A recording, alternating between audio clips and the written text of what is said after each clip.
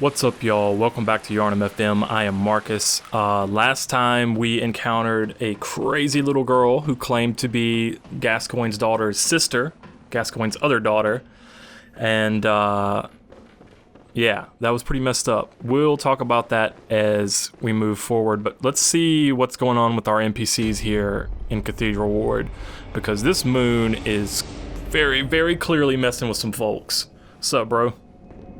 Oh, the hunter. Alive and well at that. Another one you sent made it here safe and sound. This place is a haven now for so many. Thanks to you. I'm overjoyed, really, that you'd even give me the time of day. I don't suppose there's anybody out there worth saving anymore, but you did all you could. And so many owe you so much. Amazing, really. Not because you're a hunter, but because you're you.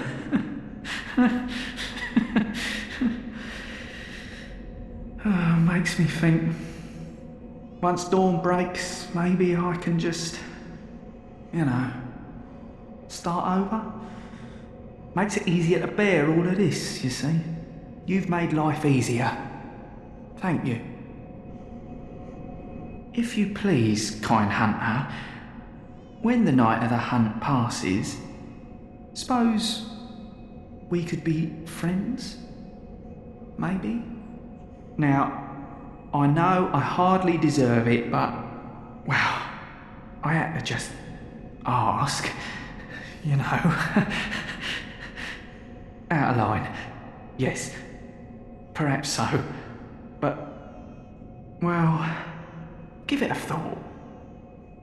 If you wouldn't mind, of course. Once the night of the... Give it a thought. We can be bros, bro. Sanctuary bro, me and you, we can be friends. But what's this about once the night of the hunt passes, starting all over? Man, there's some stuff going down. Oh, there you are. Forgive me, I'm a bit out of sorts. So, no blood today, I'm afraid. Oh, there's something wrong with me.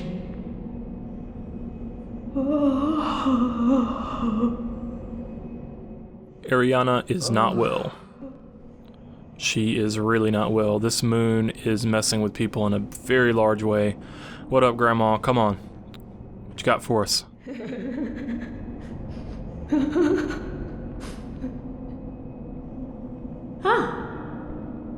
Welcome home, dear. You've been very, very patient. Here you are. This will help you forget. Forget your troubles. Forget your cares.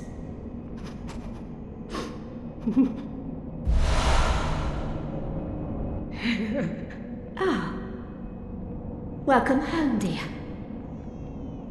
What's wrong? Anything you'd like to tell me? Oh my, you poor thing. Oh, now, have some patience. Mother will make everything better. Well, she's been crazy for a long time, so...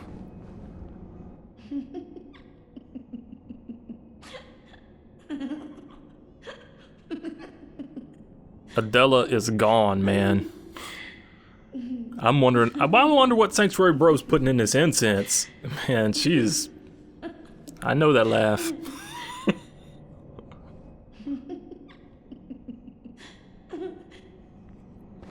So she's no good to us. You, what's up? Your lies spin a web, but I see through your deceit. I did not learn from books. No. I learned it all with my own mind. But I learned... That's kind of... I wonder if that's social commentary right there, because talking to that guy is like talking to the internet sometimes. Oh, hello. This thing has actually been there the whole entire game, but we couldn't see it before the blood moon was out, the pale blood moon was out. But if you get your insight up high enough, you actually can see it early. But it has been there the whole game. And since I have high insight now, you see these guys have eyeballs on their lanterns as if they've been collecting eyeballs as well. And they can use magic with it as well. So, really interesting stuff. But last time, a lot of people are going to say that maybe that wasn't the little girl's sister because the little girl never mentioned that she had a sister. I personally tend to believe that it was her sister, and her sister had some jealousy over the ribbon. She wanted the ribbon. And no matter what you do, that little girl is in some serious trouble. Like, even if you don't tell her to go somewhere, it seems like her sister has her go somewhere so that she'll get killed so that she can get the rhythm because she's jealous. But don't think too badly of the sister because this moon is fucking with people. Listen to me, it's fucking with people. Seriously, fucking with people. Oh. Is that you again? I'm afraid I've made a bit of a blunder. I'm just going to have a short rest. Though, don't worry. I've taken blood. Enough to save an old woman. No more dreams for me. This is my last chance. What a fool I am. I'll have to tread carefully. But that thing still lies in wait. Turn back. This is my score to settle. My prey lies in wait this way. Turn back. This is my score to settle. So Eileen hints at her age, but even more importantly, it's more confirmation that the mechanic, the explanation of the mechanic of reviving when we die is the dream. No more dreams for her, so this is her last chance.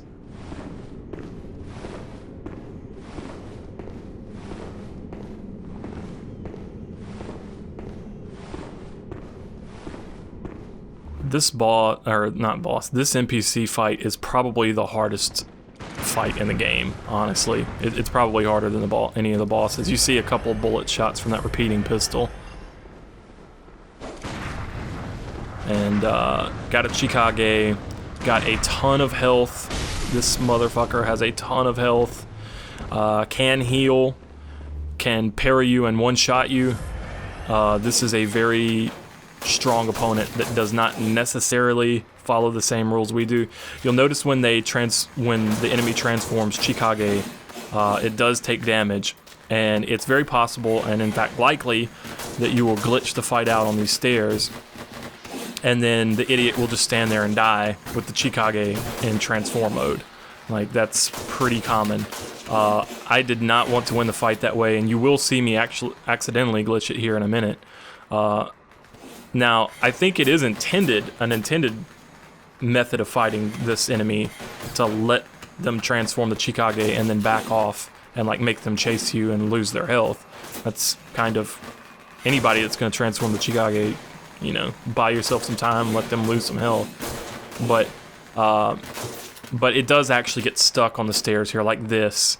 But I'm not having it. I don't really want to win that way, so I just hit it and restarted the fight. But it's a very difficult battle, and you see I've almost got it dead.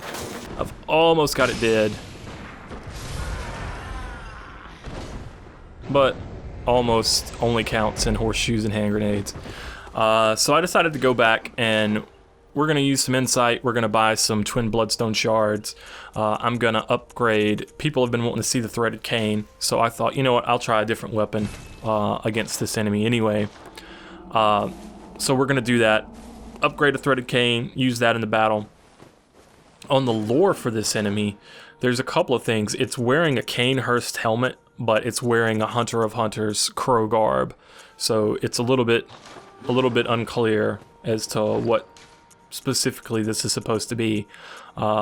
perhaps a Hunter of Hunters that has joined the Vile Bloods instead. I mean, we've actually seen this in Dark Souls 1. You know, we had infamous Dark Wraith who became a member of the Chaos Servants in Kirk. So they do those sorts of things in the games. So maybe that's hinting that that's what this thing, as Eileen refers to it, is. But yeah, we're seeing the effects of this blood moon on people, and here I'm going to swap my runes out. I think I ended up going with the claw mark rune instead of the moon rune. The moon rune. Because claw mark gives you more visceral attack damage, and frankly, against this particular enemy, parrying and doing a visceral attack is pretty much the most reliable means of damage. And we're gonna get that threaded cane. And we're gonna bump that threaded cane up. But yeah, the moon is messing with people so bad, it's blurred the line between men and beasts, but there's also something else going on. There's basically two stories going on in Bloodborne. There's a gothic horror story, and there's also a cosmic horror story. So it's a little bit gothic horror, a whole lot Lovecraft, and it just kind of goes back and forth between the two. Here I wanted to show you guys how cool it looks when you have bolt paper on the threaded cane. Oh man, it looks so sweet. And I'm just gonna back off and let this fool damage itself. The enemy is using the old hunter bone, which is what creates this kind of teleport effect on the roll.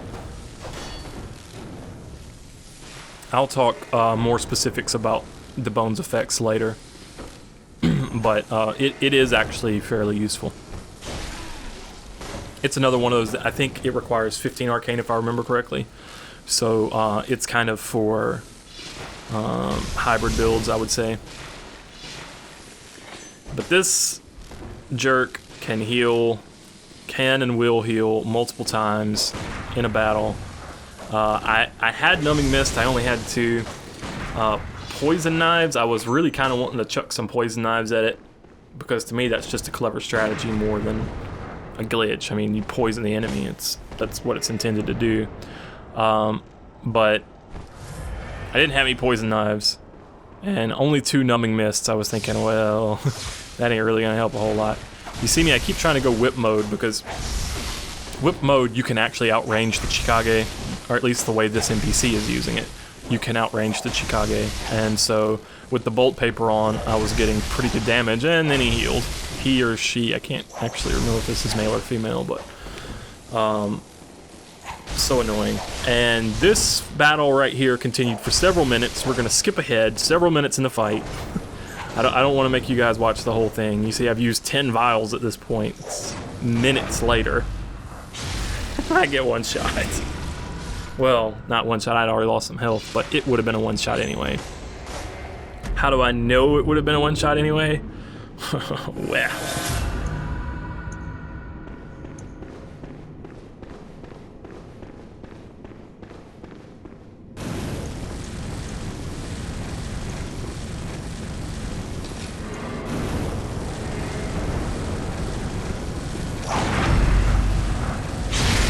So there you go. Lesson learned. Don't just run up and swing in whip mode when he's got that gun out, because shit. Shit. This is a pretty legitimately difficult battle.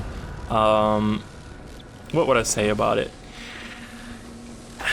It's really weird. It's gonna piss off a lot of people. I actually enjoyed it. I found it to be fairly fun, but it is a lot less satisfying due to the fact that the enemy doesn't follow the same rules that the player does. Like, can swing all day, can shoot all day, has thousands of HP, and can heal all of it quickly while simultaneously being able to one-shot the player with a parry.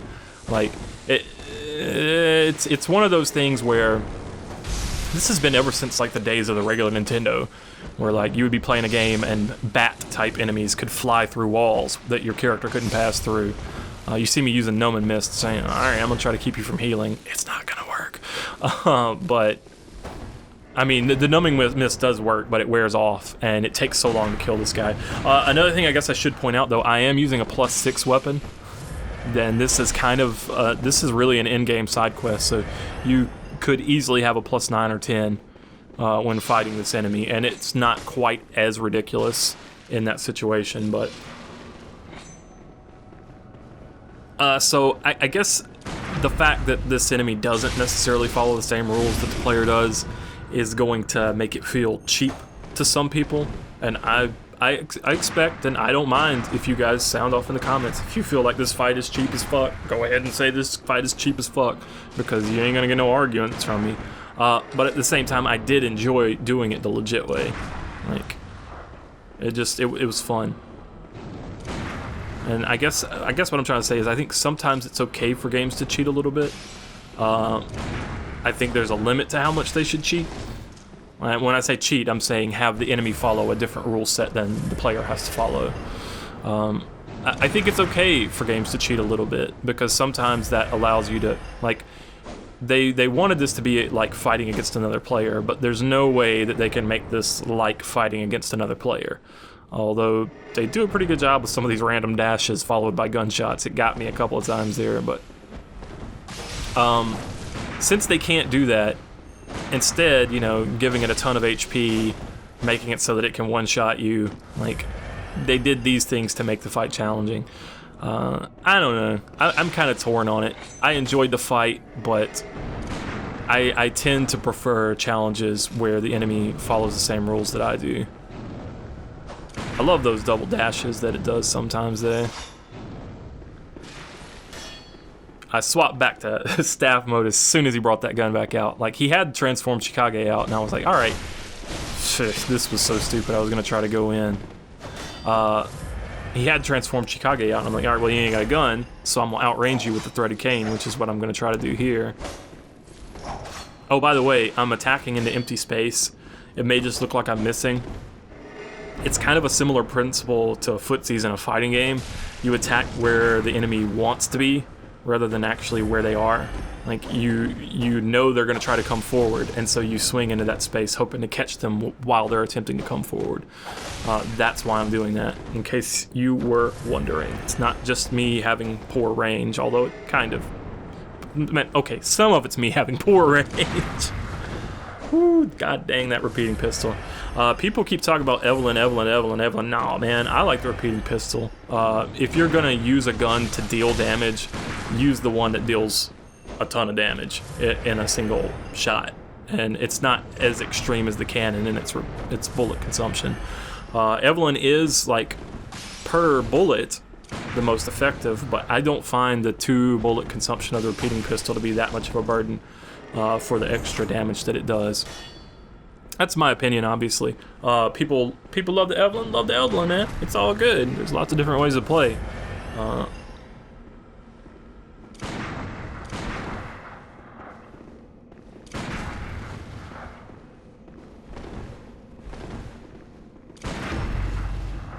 Suck it, dude. I guess I should say, since people keep asking, yes, I'm gonna do a lore series. This is why I'm doing this playthrough, is to gather footage for a lore series.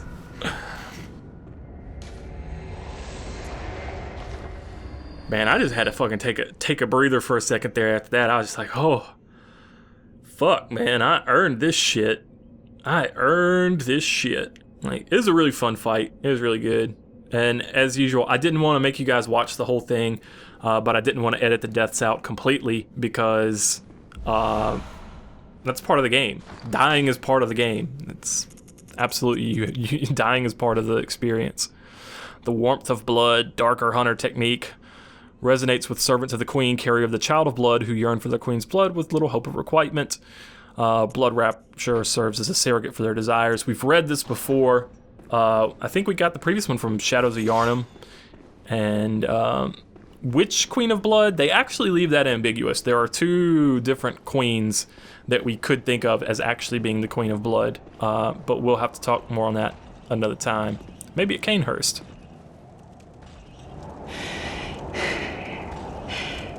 Don't you ever listen to your elders. No matter. You did save my life. I don't seem to be apt for this life anymore. My glory days were long ago now.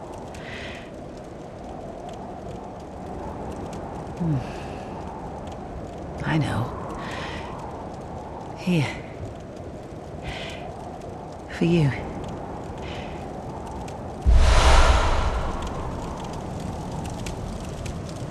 This too is Hunter's work. But it bears no honor. A burden you may choose to carry. The decision is yours alone. Oh. My eyes grow heavy. Let me rest a while. I'll be fine. Just wait.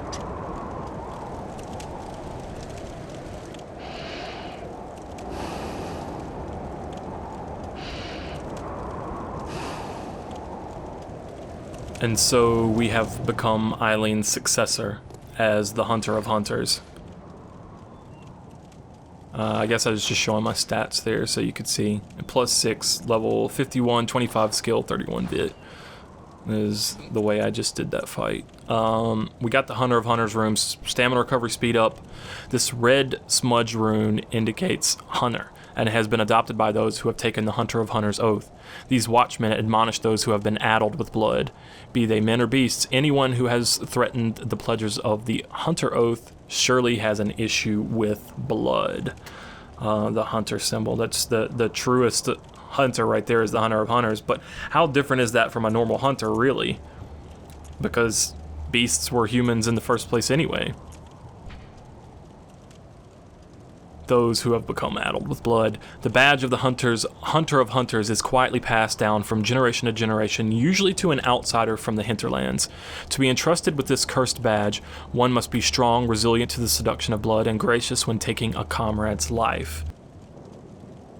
We fit this. We're an outsider, we're a foreigner, although we don't know that we're from the hinterlands. And hinterlands is something that's going to come up in our Chalice Dungeon runs, which we are going to run the Chalice Dungeons before finishing the game. We need to, from a lore perspective, so. You'll notice that the doll is still laying there. I can actually level up. This is what she appears like after you've interacted with her, but you have 0 insight.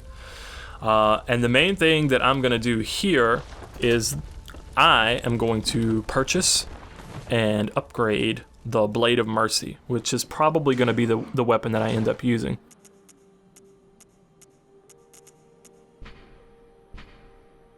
Splits into 2 when activated. The weapon's warped blades are forged with siderite, a rare mineral of the heavens. Most effective in swift attacks such as after quickstepping. It's one of the oldest weapons of the workshop.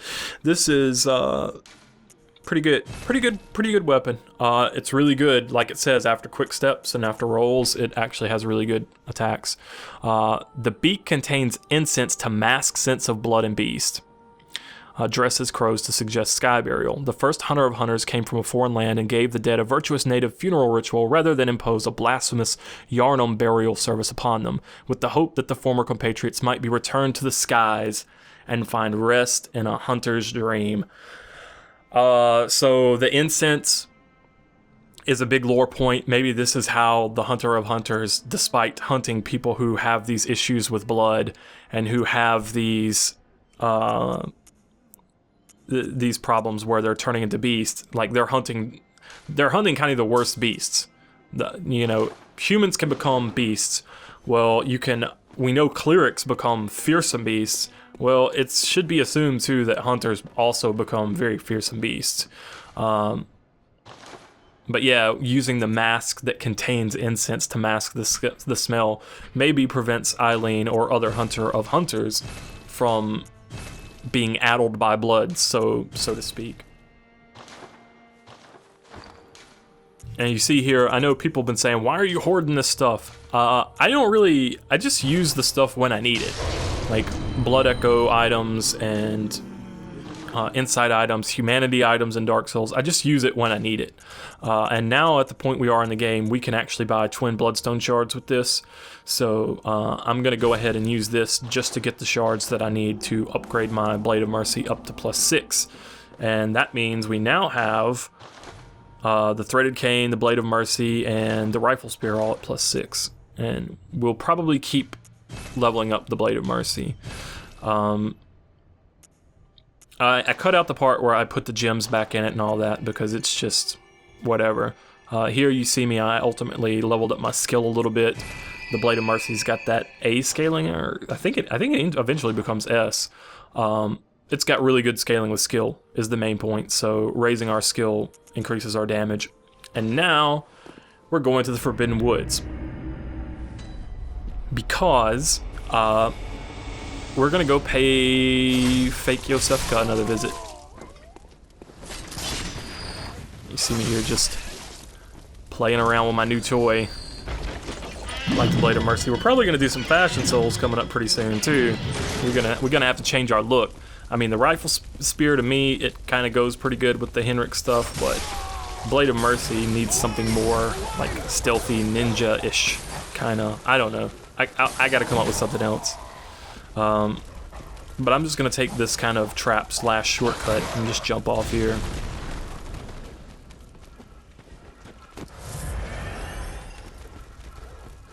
And the next episode will be Canehurst, so for people who are wanting to play ahead, I will probably almost certainly be heading to Canehurst next, so take your summons to Hemwick Crossing, don't delay.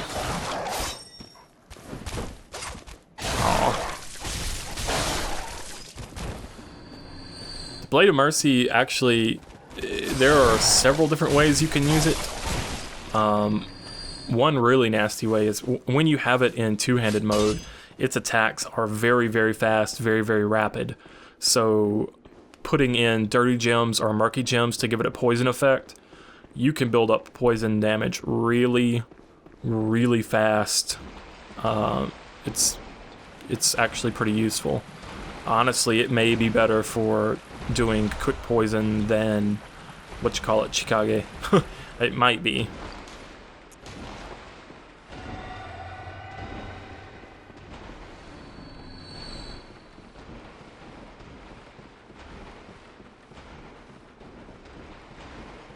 I don't know. What do you guys think? To me, honestly, at this point, it's not a criticism of Bloodborne because it's not like an objective failing of the game. In fact, a lot of people will find it to be a virtue. But to me, the game overall is just too goddamn dark. There are hints throughout the game that this may, in fact, be all just a dream. And I think that some of what the beggar says about starting over after the night of the hunt passes, like despite the state that Yhar'gul is in right now, he still feels like can start over. I mean, that's not one of the most clear hints, but there are a number of hints throughout the game that this might all just be just a dream, and I don't know. It may be that, it may not be that. Here I'm showing that the Blade of Mercy does have some thrust attacks. That's not, but the backstep R2 actually is a thrust attack. Can see it very well on those enemies because they're resistant to normal physical attacks. It's another thing I'm really ready for the guide to go ahead and drop so that you guys can see all the damage types of all the attacks, because some of them will surprise you. And it kind of changes which gems that you want to use depending on what type of attacks you're using.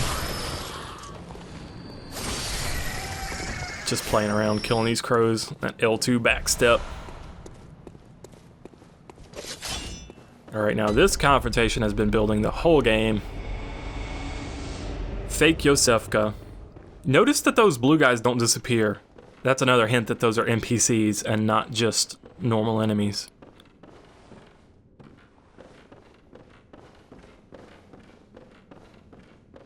And into the room where she's been doing all of her experiments.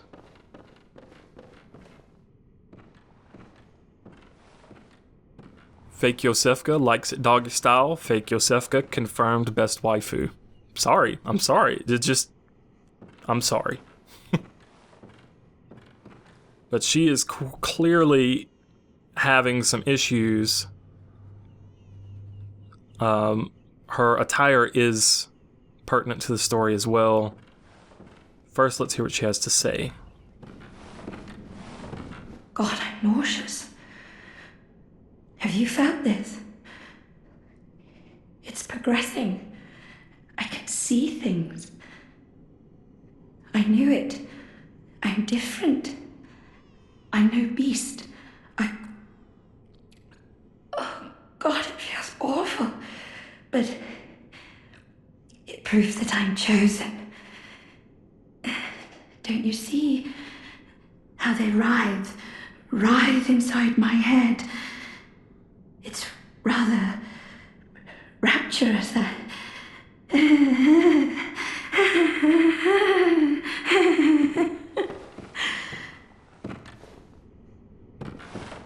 God, I'm nauseous. It's progressing. I knew it. Oh, it's... Best waifu, have some mercy.